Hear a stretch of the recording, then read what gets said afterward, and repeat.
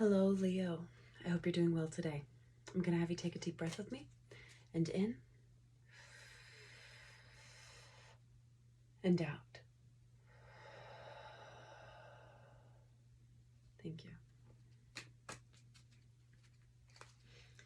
I'm going to take a past, present, and future card from the Adventure Time inspired deck. Doing a little shuffle. And then I may take an oracle card afterwards. So we'll see what we have for you today. Too much. But this Empress card popped up twice since starting this video. So there may be an aspect of battling with, it's like you may be battling with your ability to embody the Empress, to be an abundant person, to be a nurturing master of all of the more feminine aspects of life and roles within life. So there may be an aspect of you battling, like some days feeling successful and some days not feeling successful in that energy. It's a lot of energies of like self-doubt at the very beginning with that. And then, yeah, it's a battle. It feels like it's a battle. The first card that you have is the star in the reverse cards, in the reverse position. My apologies. Aquarius energy, representing that there may have been a period of time where you needed to do a lot of self-reflection and a lot of healing internally. Maybe there wasn't seeming to be a light at the end of the tunnel.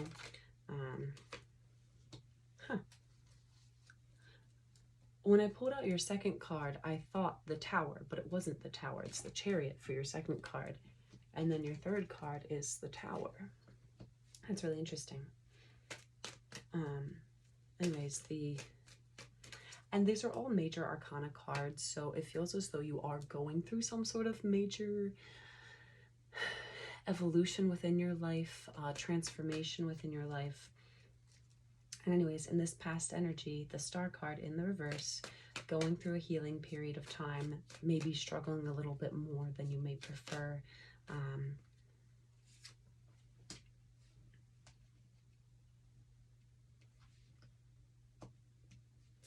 And I'm getting like being blinded to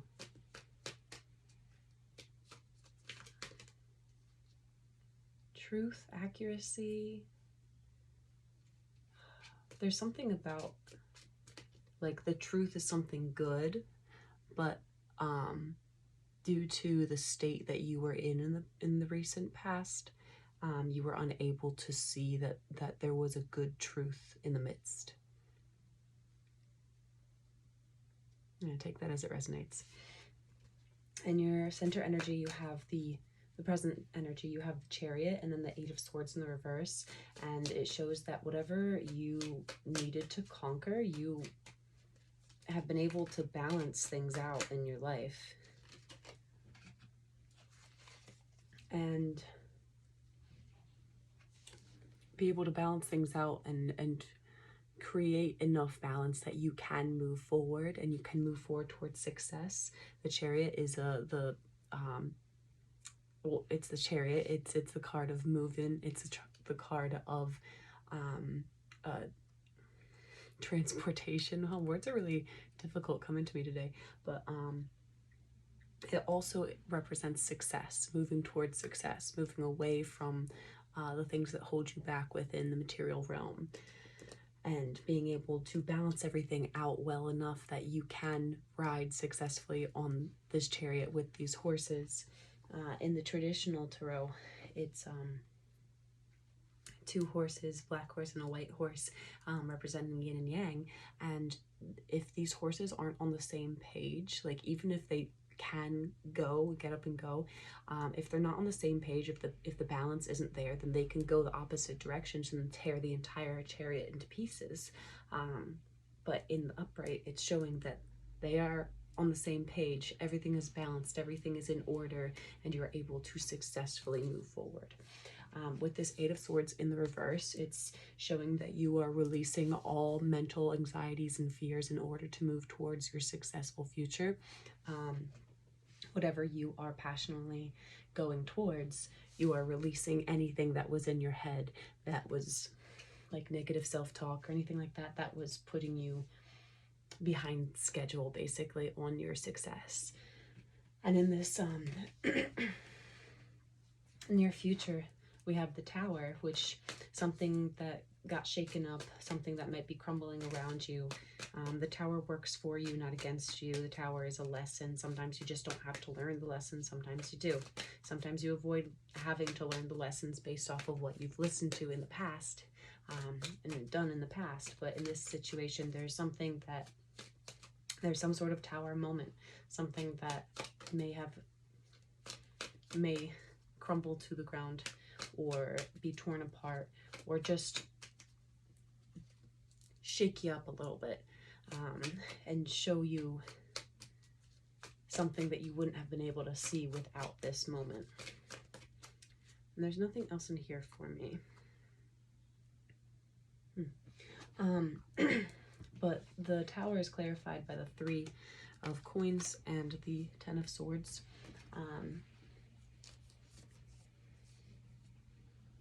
Which the Three of Coins represents like a partnership, working together with people, working with friends, working with family, working together to invest in something with others.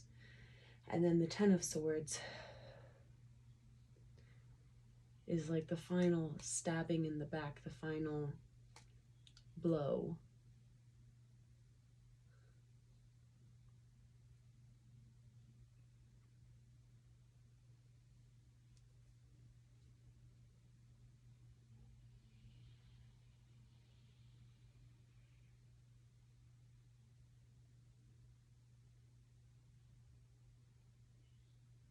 I'm almost getting like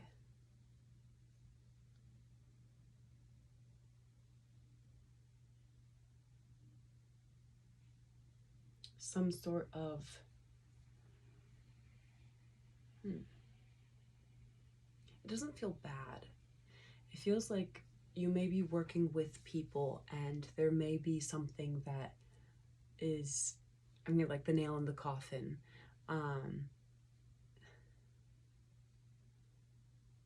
But it doesn't feel,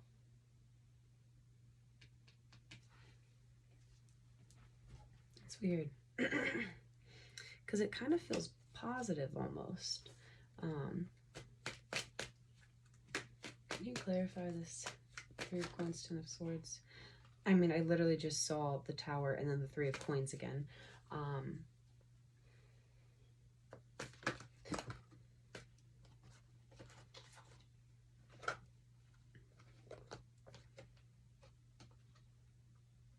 The Eight of Swords in the upright and the Magician. Okay, that makes sense. All right. That's why it doesn't feel bad. So this Ten of Swords being clarified by the Eight of Swords and then the Magician in the sideways position, it feels as though you're working with people that are dependable, that are able to invest what they have said that they would. They are following through.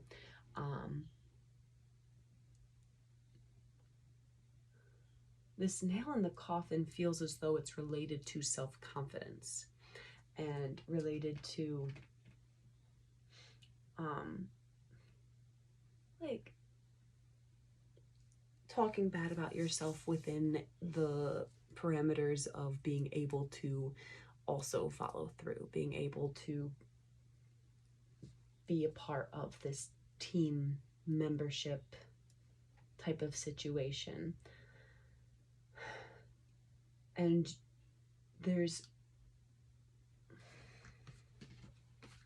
it's like there's mental blockages that are getting in the way of you believing that you can do something. You can be a successful teammate, you can be a successful worker in this specific grouping. And this Ten of Swords is almost like there might be one last painful thing that you need to go through, but it exposes that you are capable of doing whatever task is put before you. And it's just that you have a lot of mental barriers that if you were to just take off the blindfold, you would see that that's all in your mind, and that's all something that you've made up for yourself, and that you are capable of using all of the tools in your toolbox that you've accrued across the years, and you're capable of being the confident and just able. You're just very able to do all that you are requested of, and it's in your mind that you aren't.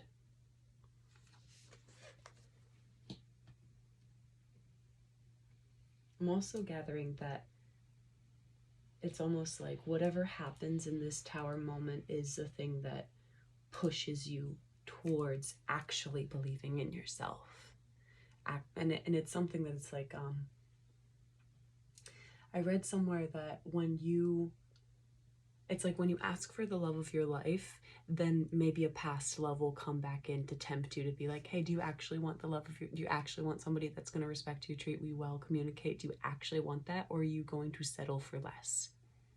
And so it's almost feeling that similar energy of, do you actually want to be somebody that's confident and within yourself, somebody that's capable of ripping off the blindfold and realizing that it's just what you've been telling yourself that's holding you back, and that you are actually capable of all these things?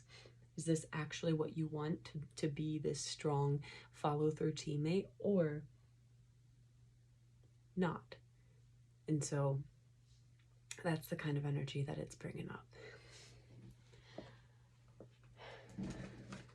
All right, I'm gonna finish this off with an oracle card from the When My Soul Speaking, When My Soul Whispered oracle deck.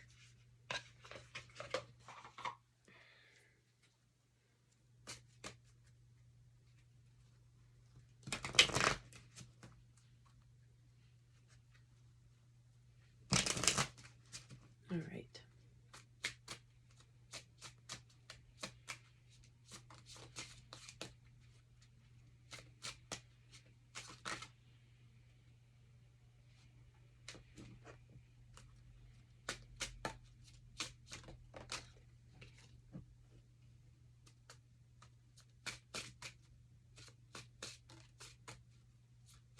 You have Forgive and Limitless.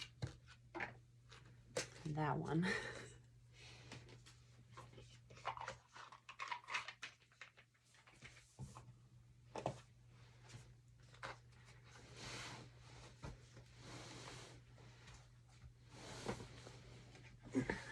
And Joy, which is really funny because I saw Joy twice before it fell out, and I was like, that one feels like it's correct today. All right. Forgive. As I walked out the door towards the gate that would lead to my freedom, I knew if I didn't leave my bitterness and hatred behind, I'd still be in prison. If you have been at odds with someone, regardless of who is in the wrong, it may be time to call a truce. Stubborn pride often stands in the way of calling a ceasefire, but the truth is that holding on to bitterness and resentment is a recipe for causing great dis-ease within yourself. It is incredibly easy to hold on to a grudge, but it is necessary to let go for your own sake. When you forgive another, you allow that person to feel relief, but more importantly, a sincere act of forgiveness will allow you to release the shackles of bitterness and resentment from your own heart. Resentment will weigh you down. It will eat away at you slowly and surely until you find yourself in the cycle of negative, toxic thought patterns. When you truly forgive, you are lightening your own load and allowing yourself to be set free. My sacred words. I release all anger from my heart space and experience peace. Your heart finds it difficult to flourish in the face of anger. When you let go of anger and resentment, you allow your heart to blossom. Forgive.